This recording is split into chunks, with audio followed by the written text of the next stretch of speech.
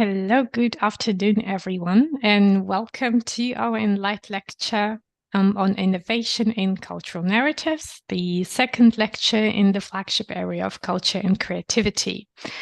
Today, we have the privilege of delving into two intriguing topics that explore the intersections of culture, innovation, and storytelling. And first, allow me to introduce our speakers for today's lecture. From Göttingen, we have Professor Martin Langner, who will guide us through an exploration of perspectivity, ancient and modern. And joining us from Ghent today is Professor Jürgen Peters, who will enlighten us with his presentation on books behind bars, shared reading in prison. We are live on YouTube, and some of you are also joining us on the Zoom webinar. So we proceed this way, and both of our speakers will get 10 to 15 minutes for their presentations. In the meantime, we will gather your questions in the chat, since the viewers are unable to switch on their microphones or cameras in the session, and we'll address all of your questions at the end in the joint Q&A. And further discussion. So I will start by introducing our first speaker today, Professor Martin Langner, with a talk on perspectivity, ancient and modern. Starting as a classical archaeologist who wrote his PhD on ancient graffiti drawings and his habilitation on Greek vase paintings, Martin Langner is now professor for computational image and artifact studies at the University of Göttingen. His research focuses on 3D shape comparison of ancient sculpture, and the use of artificial intelligence and virtual reality to analyze the historical perception of images, particularly in everyday culture. We are pleased to welcome you, Martin, in the ENLIGHT lecture series, and the floor is yours. Yeah, thank you for having me, and I'm open up my presentation. I hope that would work. Good.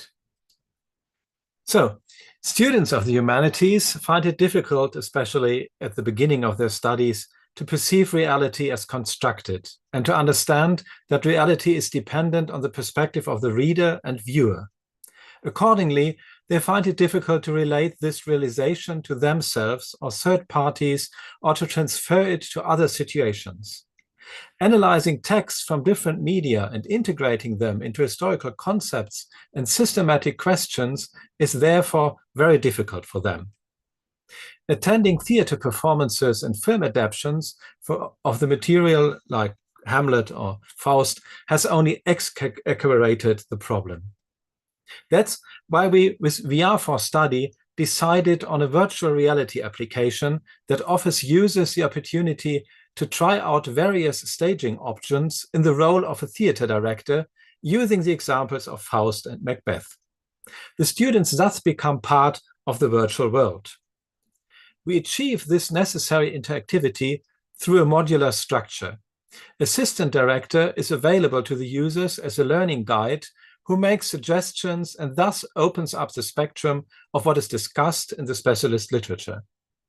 And you may also explore the theater on your own, as you see in the foyer here, and following up, you will see the theater, the stage, and the desk of the director.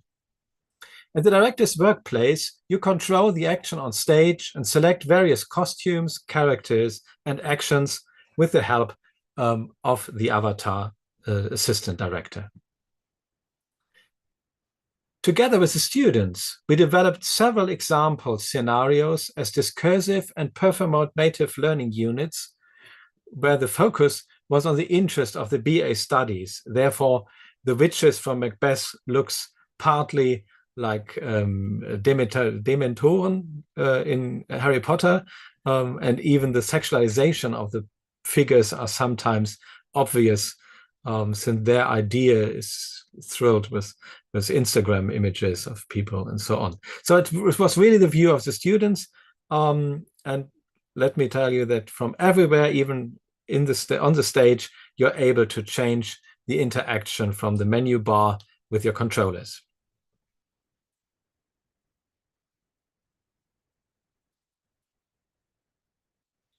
The communication of knowledge content is personalized in 3 ways. Firstly, the teaching avatar gives it a clear author from whose perspective the content is conveyed. This perspective of the speaker is much easier for the student to understand than when reading the source texts and commentaries. Secondly, the students themselves are part of the virtually created reality. Their actions and interactions determine the reactions of the avatars to a certain extent, so that the students are actively involved in their learning process, largely without stress. They do this asynchronously and with their own pace. Thirdly, the actions of the avatars and created by the students themselves are part of the course. This means that the interests of the students are at the center of the learning of each learning unit. All 3 levels are additionally thematized by a narrator-moderator avatar, as I told you, asking questions, so that students are encouraged to reflect on this 3-fold perspective. As a discipline that looks at literature and artifacts from the past, the digital humanities are also interested in historical perception, the way in which images, for example, were perceived in the past. This brings me to my second example, the reception of Greek vase paintings at drinking parties. For about 200 years, in the period of around 580 to 380 BC, the inner surfaces of the drinking cups produced in essence were painted with figures. For studies such as this, it is necessary to first define 4 parameters precisely, so that the framework condition or situational cues in the sense of situational psychology are clearly defined.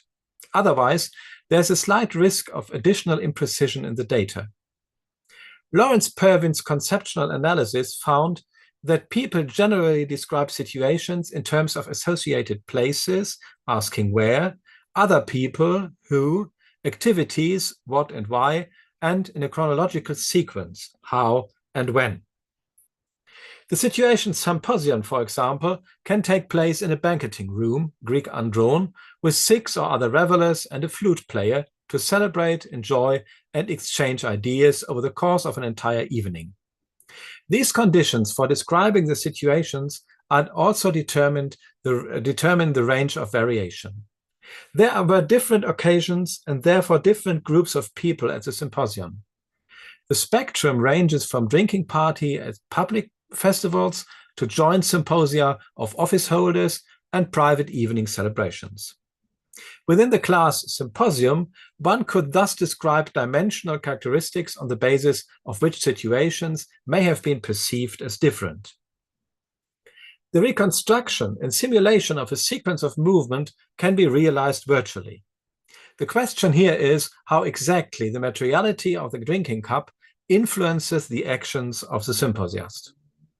The filled cup, which was held by the foot and not by the handles, had a considerable weight that had to be determined in an average values and levels.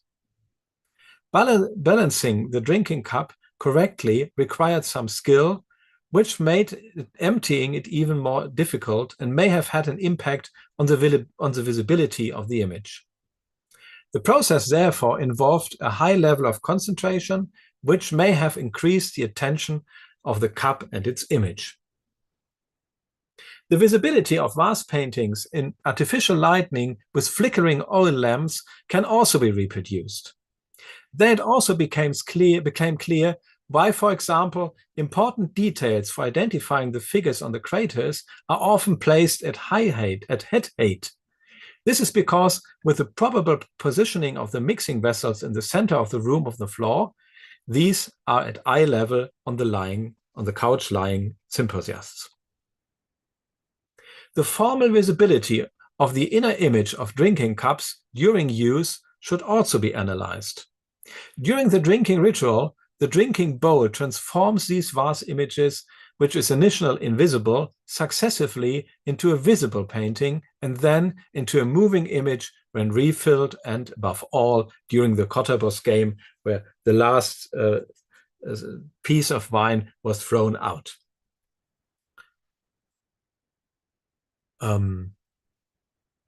By emptying the cup, the image is staged in a successive visibility in such a way that it attracts attention, whereby the composition of the inner image and their framing with an ornamental strip, which is the first to become visible when drinking, further increase the tension. This is important because the pictures were not always of interest. The drinking bowls, which were hung on handles on the wall, did not reveal the inner picture outside the symposium. So it's only a small period of time when the inner part of the cup was visible. It is therefore important to analyze how the processes were subjectively and collectively constituted and perceived in their chronological sequence. To do this, I developed a statistical method that combines the shape of the bowl, that is a published profile drawing at a scale 1:2, and the position and size of the interior image to determine the correlation between the amount of wine emptied and the visibility of the image, and visualizes this as curves on a photo of the vase image. In the case of this cup in Munich, which could be filled to the brim with nearly 3 liters, I've assumed that was filled to the height of the handles. That would be 1,060 and 650 milliliter. It's interesting that you can only see something of the interior after more than a liter of wine has been consumed. The complete picture, on the other hand, can only be seen when there's only 75 milliliter left in the cup. These individual results could be determined for all cups, combined in a vector space and also analyzed chronologically with regard to standard sizes and filling quantities.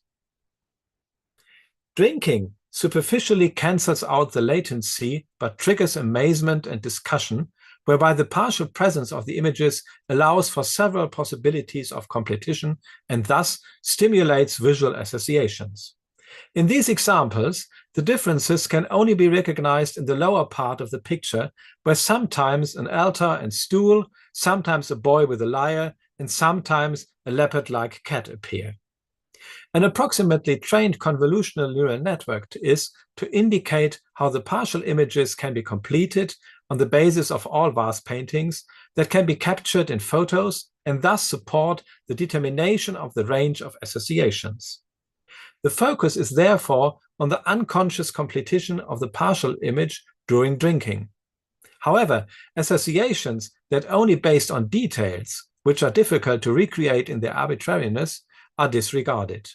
Rather, it is of interest to what extent a certain expectation existed and how often it was disappointed, which depends in particular on the variability of the types and patterns of pictures. This approach thus argues against the generalization and in favor for a differentiated and secure variety of possible interpretations and associations in connection with use. But not for a general openness or polysemy of the vase paintings, as some archaeologists claim, but for a situationally determinable spectrum of meanings. The influence of alcohol on visual perception has been well researched, particularly in connection with the ability to drive. It is undisputed that visual acuity is partially affected, as is contrast perception, and that alcohol consumption has less influence on depth perception, distance judgment, or the visual field. These changes simulate impairment goggles, for example, which are used in alcohol prevention. And I've also transferred the results to a picture on a vase painting. Recent studies suggest that alcohol impairs cognitive rather than perceptual capacity.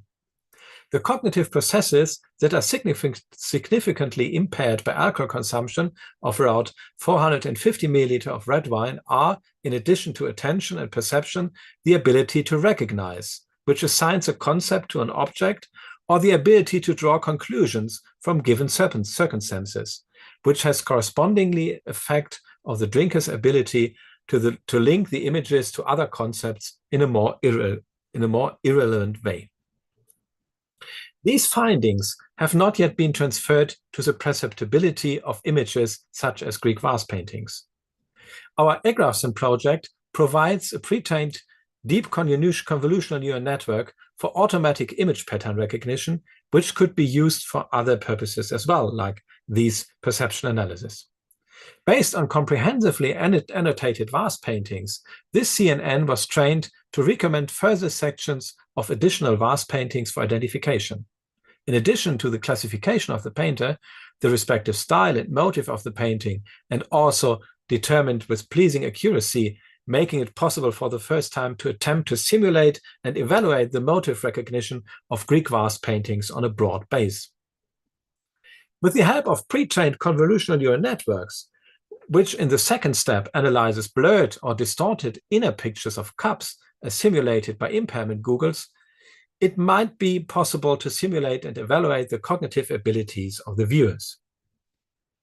And as a final step, one could try to contrast the actual reception of the artworks with that of today's viewers.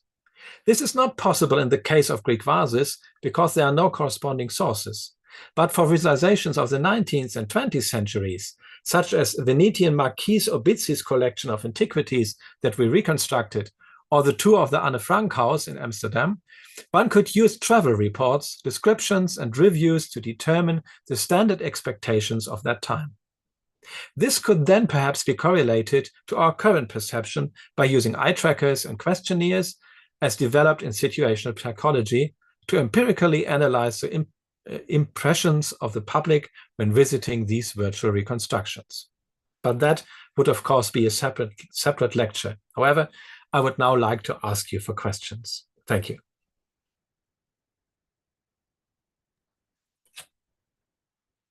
Thank you very much. And before we proceed, I would like to extend, on behalf of ENLIGHT, our sincere gratitude to Martin Langner for his very enlightening presentation. We are certainly looking forward to questions in the chat.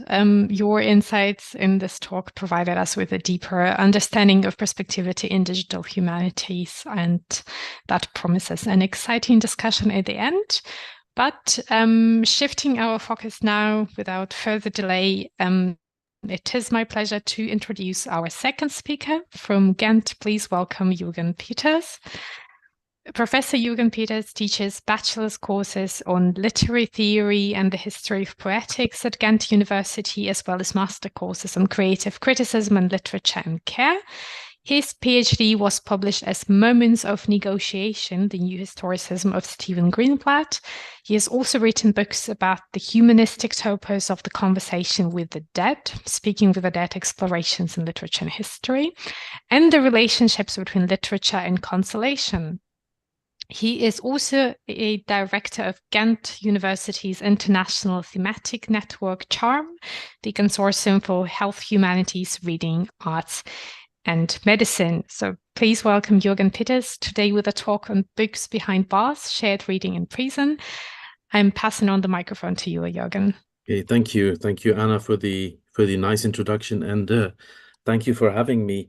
I wanted to say something on the one hand about the network that Anna just mentioned, and I'll talk briefly about that and then move on to my talk, which I hope won't last much longer than 15 minutes.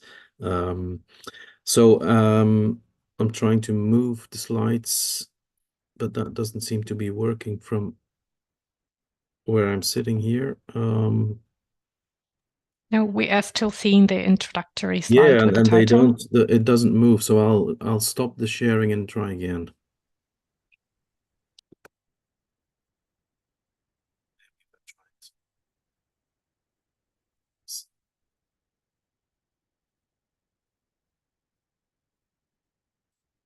Okay. I'll skip the first slides because they were more or less Anna's introduction. The talk that I'm giving is related to current work that I'm doing on literature and care. I have a book contract with Routledge for a book on bibliotherapy, and my talk is more or less related to that, but it's also related to again the same problem, Anna, with the slides. Okay, here we are. It's related to the CHARM International Thematic Network, Consortium for Health, Humanities, Arts, Reading, and Medicine, which began on the 1st of January of this year and is now let's say, in stage of development. This is a slight overview. I'm not going to name everybody, but as you will see on the composition of the network, the names that are in bold and underlined are ENLIGHT partners, so part of the network, and we're also hoping to let's say have extra ENLIGHT partners on the network. Part of the network are already let's say come from the ENLIGHT group. What we're trying to do with the network is, let's say, create a community working on health humanities. It's a network that will be running for 5 years, and I can tell those of you who want more information on it later something more during the network event. We will have an annual conference, a number of events, and also try to, let's say, write a collective project. For those of you who might be interested, we are having our kickoff event on the 19th and 20th of September this year, which will be preceded by a seasonal school. But I'll move on to my talk, Books Behind Bars. About a year ago, I was a guest at my city's prison for a series of shared reading sessions together with a number of inmates, 5 people from the outside, 5 inmates joined together with a reading supervisor who read a story aloud while the other participants could follow, text in hand. The methodology of shared reading is fixed. Every so often, the supervisor interrupts the reading and invites the participants to talk about what touches them in the text, what strikes them, what they see, what they feel, which memories are being stirred. The text is new to the participants. They don't know beforehand which text will be read. At the first reading break in our first session, the participants were still hesitant to speak up, but it didn't take very long for everyone to do so. Without any distinction of experience, background, conviction, or criminal record, for that matter. Only the visitor's badges made it clear who of the participants was allowed to leave the building once the session had ended and who was not. One of the inmates loved reading Murakami. Another told us that he wrote screenplays in his spare time. He worked in the prison library most days.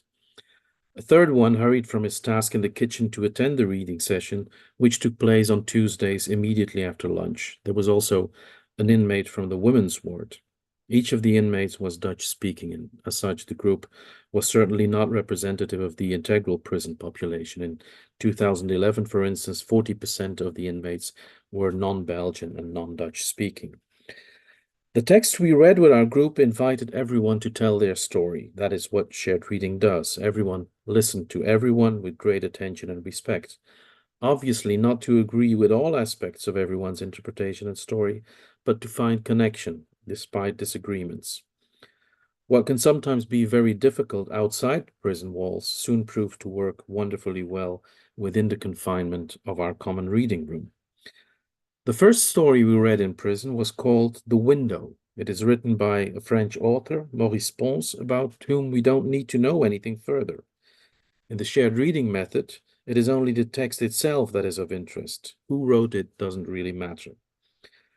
Shortly afterwards, I read Pons' story a second time in an altogether different reading context. Same method, same text, same supervisor even, but this time with a group of regular participants, none of whom are in prison or any other closed institution for that matter. The story is about 4 men sharing a room in a hospital. The author leaves the space undescribed and indeterminate. The only reference is to, and I quote, bare white walls and beds. One of the sick protagonists lies at the window and tells the others what he sees, or what he claims to see, the reader soon suspects. He doesn't really see. He uses his imagination, and the others in the hospital room go along with it without really suspecting anything. What the man lying near the window claims to see is so much more beautiful than what can really be seen. He fantasizes about a wide boulevard on the edge of the city. Across the street, he sees a park where the same scenes repeat themselves every day. An old couple resting on a bench, a group of schoolgirls who come to eat their sandwiches in the park at noon, yet other children playing games, singing songs.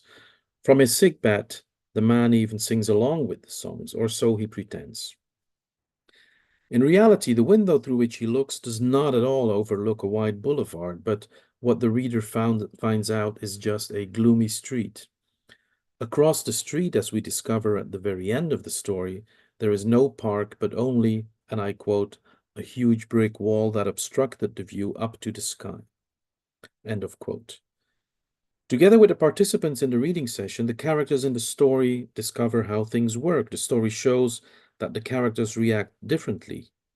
One feels betrayed, a second is disappointed for another reason. What if reality in our imagination is always more beautiful, he wonders? What if the real reality always contrasts negatively with the reality we long for?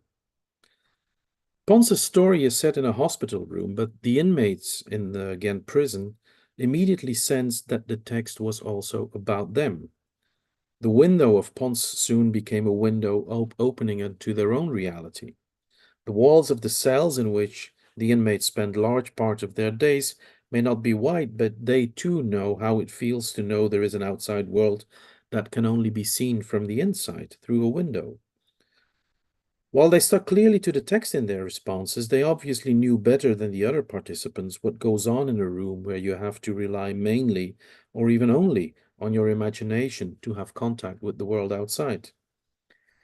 During the sessions, we, the other readers, were their window. They occasionally asked us about things going on outside. One of the inmates, the Murakami fan, a big young guy who was always cheerful and seemed to me particularly gentle by nature, told us at the end of the session about a moment memorable for him in which he saw two birds sitting on the windowsill of his cell in peaceful conversation with each other. After the second session in prison, one of the inmates mentioned that the 2.5-hour meetings had already done more for his reintegration than any other prison activity. I took him at his word, but at the same time wanted to understand more properly on what basis this conviction rested. I wanted to ask him, but there was no time for that after the sessions. When the bell rings in prison, no lingering whatsoever is allowed. In the third session, a new inmate participant joined us at our reading table. Even though he didn't have a precise idea of what we were going to do, he clearly enjoyed being there.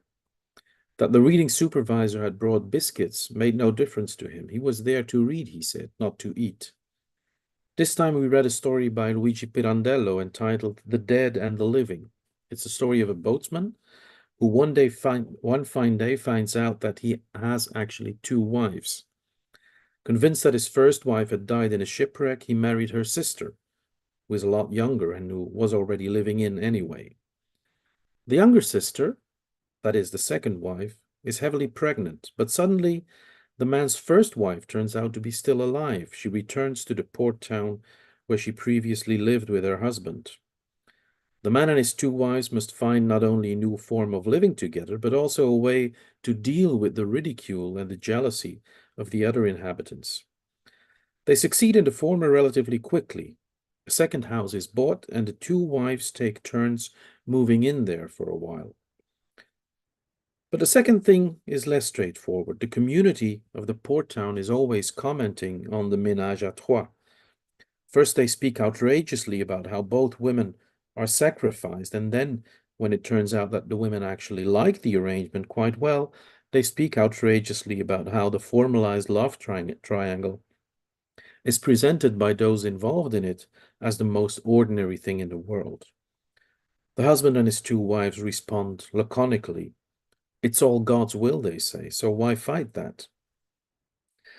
When after a while the scorn of the community begins to subside, a number of administrative issues crop up, especially when the boatman comes to report the birth of a new child every 5 months.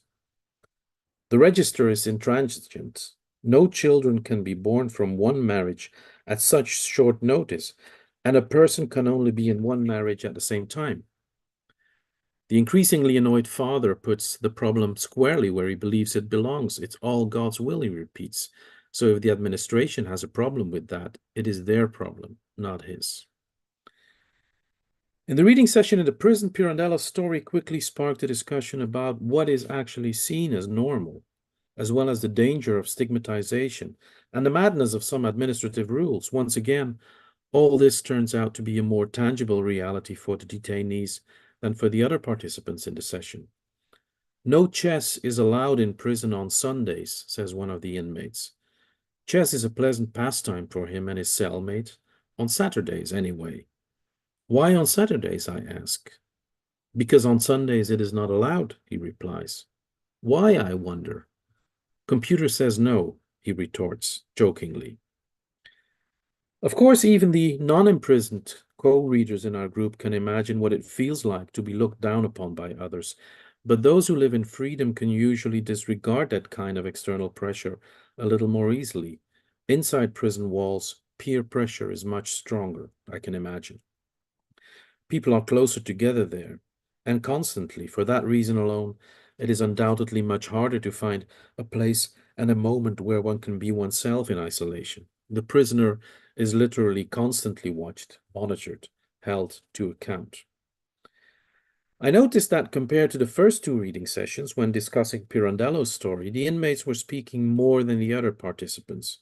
We also stayed less close to the story we had read in our discussion of the text. After 4 sessions, the experiment with the shared reading group in Ghent City Prison was over. After the session, I searched for some literature on reading in prisons for the sort of testimonials that I couldn't get from the Ghent inmates. One of the first that I found was by a reading tutor who supervised an inmate-only reading group at Liverpool Men's Prison. She describes her suspected effect on the participants as follows, and I quote, "You see men realize and inhabit and enjoy versions of themselves that have always been there, but have perhaps been buried away for whatever reason. I now have a clearer and more concrete idea of this. In the reading room where we met on Tuesdays during those sessions, the inmates in Ghent also seemed to marvel from time to time at how they could respond to the text they read and what insights they could formulate in response to them. The importance of such a space, a reading space, being used and preferably even dressed up specifically for shared reading is greater than it may seem at first glance. Personally, I would describe the reading space as a recovery room. I do not use the term by analogy to the room in a hospital where patients who have just come out of surgery can wake up under proper monitoring. In English, the word recovery is also synonymous with story. So the recovery room is a room of stories. In this case, a room also where people can get to their stories, where they can recover through the stories, moreover. Not only the stories the participants read together, but also the stories everyone tells about themselves. The recovery room is also the place where moments of recovery literally take place during shared reading. In one of his many reflections on the methodology of shared reading, Philip Davis uses the term recovery to point out that in the shared reading process, participants find themselves again, or at least they rediscover aspects of their humanity that they thought they had lost somewhere along the way. In the essay in question, Davis names that what is recovered as dignity, human dignity, the sense of self. In his text, Davis talks about a rest and care home, but what he writes, I feel, applies equally well to prisons or other closed institutions. Recovery ensures that the participants are not reduced to their advanced age in retirement homes and to the numerous cliches that go with it. In the shared reading room in the prison, the inmates do not coincide with the stigma attached to them. They are more than the crime for which they are serving. They are people with feelings and desires, with thoughts and insights that make it worthwhile to engage with them.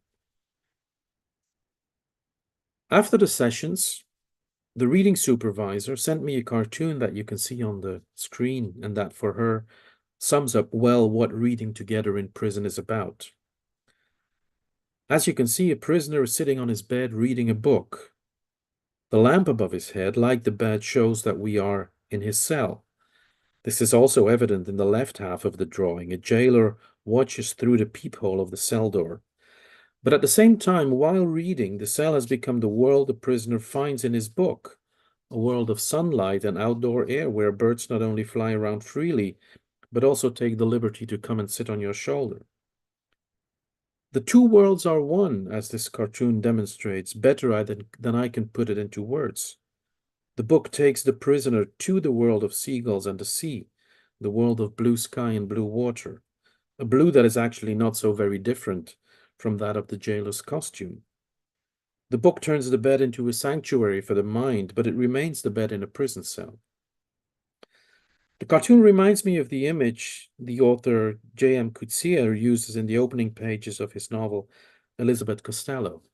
When we start reading a novel, the narrator there says, we make a bridge in our minds that connects the world we are in, our reading seat, our prison bed, during our reading to the world we are reading about, the Paris Emma Bovary dreams about, the hospital room from Maurice Ponce's story. Once that bridge is made, the reading can begin. In Coetzee's words, and I quote, we have left behind the territory in which we were. We are in the far territory where we want to be, end of quote. The image of Coetzee immediately arouses considerable skepticism among a number of literary scholars. For them, the image carries a threat they would rather avoid, the threat that literature supports escapist thinking and behavior. Escapism is wrong for quite a few literary scholars. Those who read escapistly are deluding themselves. They're reading wrongly or not well enough anyway. Escapist reading never leads to insight, only to delusion. At least that is what the cliché wants. In the case of reading inmates, that threat has something ironical about it. Beware, beware, escapism in prison, not in fact, but in spirit, doubly dangerous. However, the cartoon immediately nuances. The prisoner knows that the jailer does not disappear when he turns his back on him.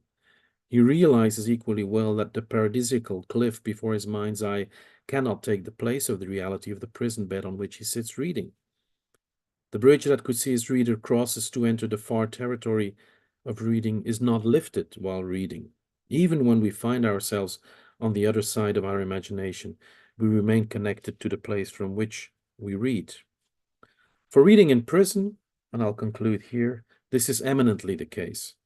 And actually, the reading sessions in Ghent City Prison made this increasingly clear to me as well. All the texts we read took the inmates away from the world of their everyday life, but in the conversations about the text, they kept revisiting that world. The stories of Pons and Pirandello enabled the inmates to escape from their daily grind, but it didn't take them away from the walls of the building they knew so well by now. On the contrary, their reading of the text took them there again and again. The hospital room with Pons became like a prison, the fishing village with Pirandello too. While reading and talking about what they were reading, they constantly walked up and down Coetzee's bridge. And I'll conclude here. Thank you for your attention. And as with Martin, I would welcome any questions you may have. Thank you very much. So as Jürgen Peters also concludes his presentation, we extend our sincerest gratitude for his enlightening talk. And now, with our minds enriched by these two insights about the two speakers, we can transition into a more interactive part of the ENLIGHT lecture and open the floor to questions. So a reminder to our viewers that you can post questions in the chat, and a reminder to our speakers that this is also an opportunity for you to ask each other questions and engage in a further discussion.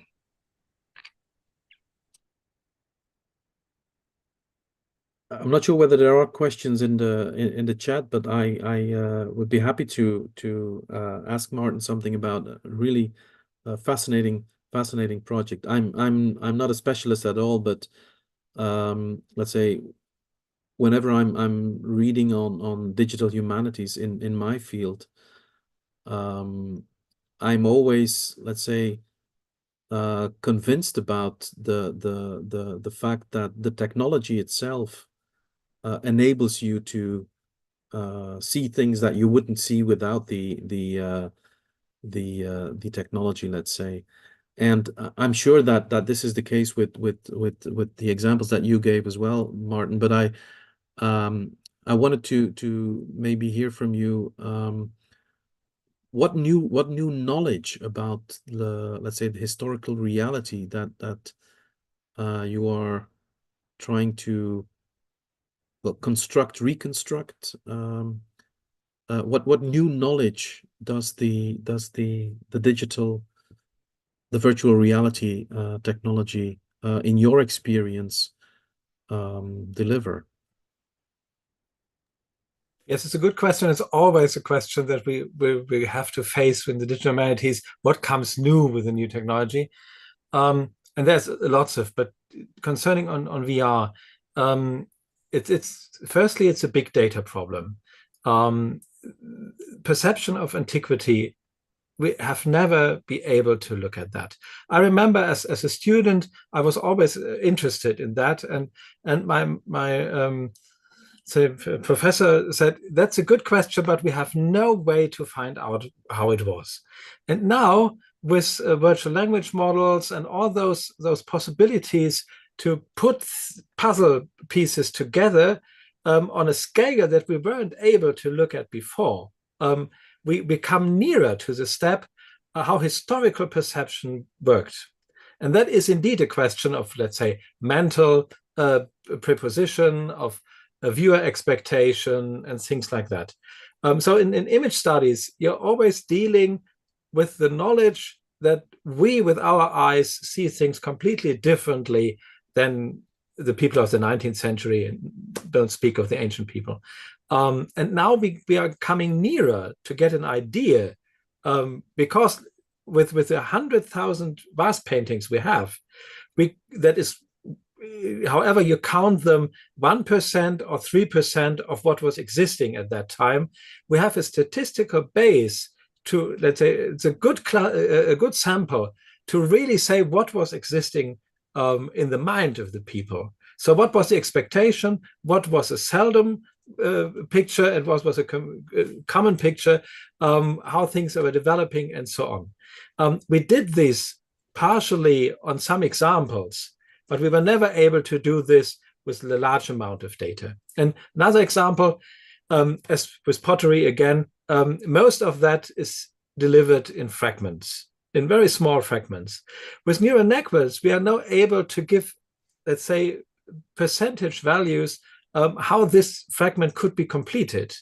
And therefore, we could much better understand how the taste of the Etruscans, for example, buying Greek pottery was, because we are not concentrating on the fine pots that had no damage, but on everything that was found. And in excavations, you usually have those small findings and those fragments. There's another thing where we could work on. So that's the part of the fragmentation status of antiquity. Another thing coming nearer to those text-image pairs and more your field. So this multimodality aspects. We are now closer to understand the connection between text and image, speaking and viewing on this big database. Again, with filling the gaps that we could only do exemplary at the time before, and now we are able to do this. And I see, as you might imagine, the digital humanities now as a key science, where this, let's say, the possibility that these image generators and text generators do to formulate in a better way what humanities need. We don't need everything that is possible. We need things that are more or less probable. And that is something that is not really thought of in computation science, that we're dealing with probability, not in a statistical sense, but in the sense of we have existing examples, therefore it might be like this. And it's not pure fantasizing, but it is, let's say, an idea that we could develop from the past. Mm-hmm. And do you, because that's one of the, let's say, I'm very enthusiastic about possibilities also in my own field, but I always, let's say, the basic limit for me is that I don't have the technological knowledge in order to build these. Are those things that you think will also have to become, maybe they already are, will also have to become part of, let's say, the programs in archaeology and ancient art history, where you teach students not only to work with these things, but maybe also to build these Yes, we do. technological, yeah. Yes, we do. But that is the reason why we now have a department for digital humanities at Göttingen, one of 3 in Germany. So mostly you have centers where lots of people come around, but we have a bachelor study and a master study on that. And I started as an archaeologist. I firstly was professor for digital, also for archaeology and its digital methods here in Göttingen. And then I only had 1 module for digital archaeology, and that was not enough for all the things we're doing, working on space, working on images, working on 3D and so on.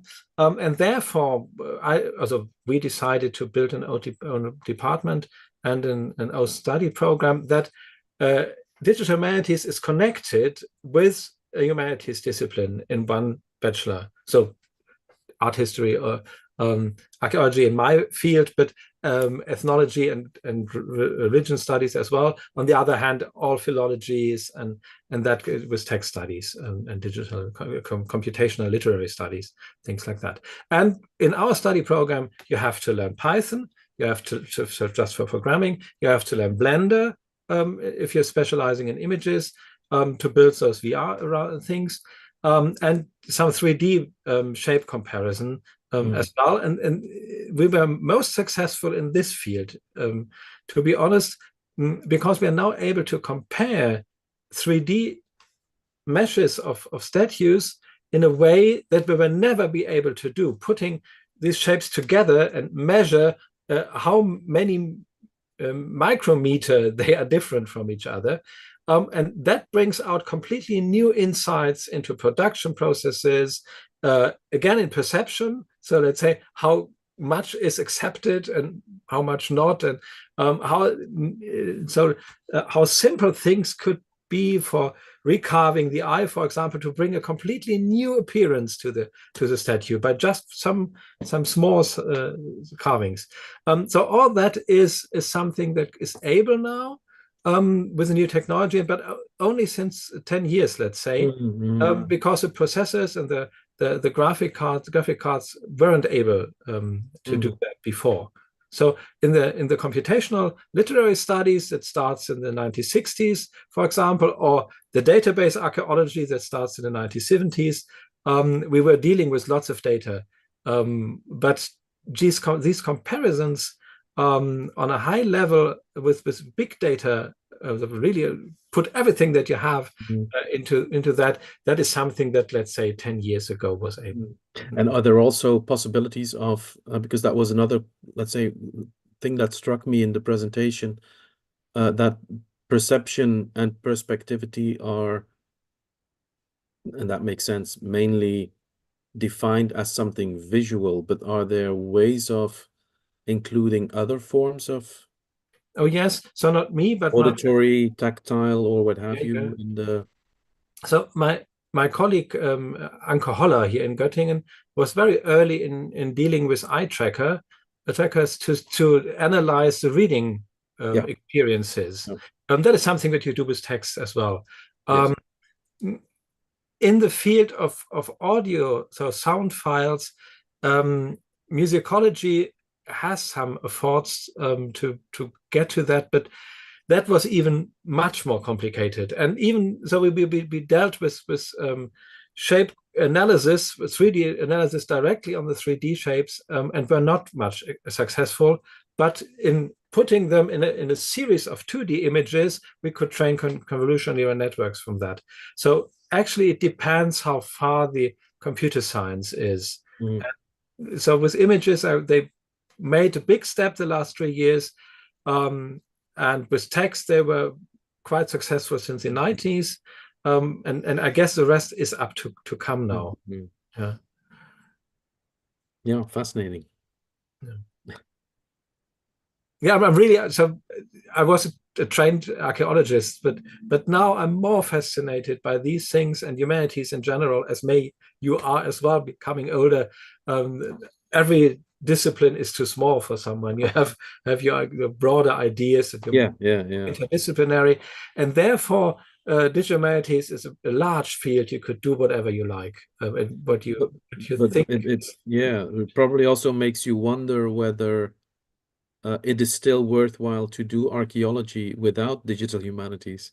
Oh, yes, it is in some parts. It's not the only way of. It's the same with reading. So your project is a really good one, with traditional methods, but in completely new insight. So there is no need to do everything digitally, of course. Yeah, and even not the newest technology. So we are working with convolutional neural networks because with every black box we more or less know what they're doing. But these visual language models now are so associative, I would say. So they put everything together that they learn from somewhere, that they are not reliable in terms of scientific humanities. So therefore, we don't really what they are trained on. But with our convolutional network, we know exactly. It has seen 50,000 vase paintings and nothing else, and therefore it will do what the ancient viewer has done, because he hasn't seen Instagram at that time, and American broadcast and whatever. Yeah. But that's only a detail. I made a little bit of silly question, but I was wondering when you were explaining about the wine and the effects on the effects of alcohol on perception. Do we know for a fact what the percentage of alcohol in ancient Greek wines was, or do we assume that it was similar to? No, it wasn't. It wasn't. They were mixing it with water. So it was definitely, and only barbarians were drinking pure wine. So they were quite sure that they were mixing it, but the relation was always fixed at the moment. So there was one symposiarch, so the one who that's a master of the evening, and he said, let's mix it 1 to 2 or 3 to 5 or whatever. So that depends as well, and we can't calculate that, to be honest. But I was, as a more or less middle-aged man, I was really surprised that you have to drink more than a liter, whatever, even water, to see the picture. That was also my initial thought. That's a lot of wine. It's a lot of everything. Yeah, but that would bring another way of seeing at these images, and we have to look at them as everyday images and not as artworks. They are not works of art. I calculated in my habilitation process that you have to produce 4 craters for those large mixing bowls or 10 smaller pieces to earn the same money that is a simple worker on the Parthenon, on this temple building project, had earned at that time. So that means it can't be very expensive. It was expensive on the Etruscan market maybe, but on the Greek market it wasn't expensive. And therefore it's like, it's really an effect that is very seldom in history, that you have so much images around, and to be honest, only on images and on vases and on textiles at that time. So there were no other images, let's say wall paintings or whatever at that time. So they were really concentrating on that. On the other hand, they had their life, and there are images, let's say, on stage, if you see what you see as a stage. And they had a beginning theater, not that much. So before the traditional tragedy after the Persian Wars were installed, they had only, let's say, ritual dancing with some text, and that was what after the main period of vase painting. Well, it was earlier than that, so the vase painting were earlier. But yeah, with Sophocles and Euripides, for example, you have a connection with these vase paintings as well. So maybe theater performance must be counted in as well. Yeah. That As would be imagery of yeah. that time. But on the other hand, the imagery of the ancient world is clearly defined. So the Roman Forum, you see statues there and buildings, but nothing else. It's not that crowded of images as in our times. And therefore, that's my idea with situational psychology and looking really at the situations of the beholder, you could really concentrate on a certain cluster of images that you could calculate for. So much better than, for example, the end of the 19th century. One of my students is working on advertisements of the 19th century, at the beginning of images and advertisements. And therefore, at that time, you can't say what people have on their mind because they have seen so many things on their everyday life basis. Yeah, but with my Greek vase paintings or with the Roman Forum, it might be easier. Interesting. So it's all because we as typical archaeological problem, we only have the materiality. We don't have texts. Yeah. And even if we have texts, they are so constructed and so topical that we don't believe them.